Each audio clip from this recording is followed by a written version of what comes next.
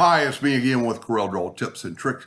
The other day I did a video explaining how you cannot use the fisheye effect on a photograph. And a friend of mine, and I think a subscriber, gave me a tip that you could do it inside of Corel Photo Paint. But after doing it, I've learned that you have to, if you want it round, you have to do that and then select both these pictures for both these items and then intersect to get that round to start with. Then you go to launch and you launch Corel Photo Paint.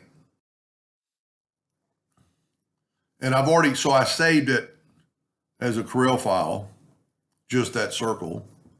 So I'm going to go to File and Open, and I just called it Brandon 2.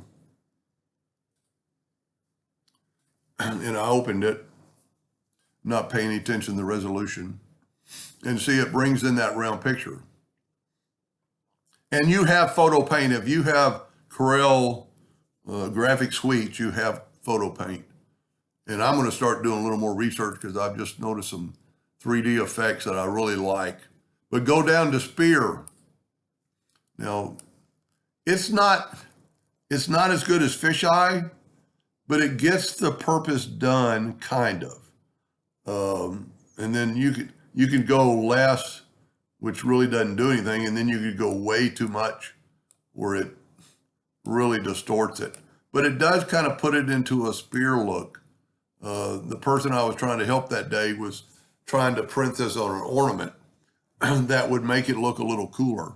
And if you had a better picture, and then just say, okay, and then you would save it as whatever name, and then go back into Corel if you're going to use Corel to print it, and just open that file back up and you have that.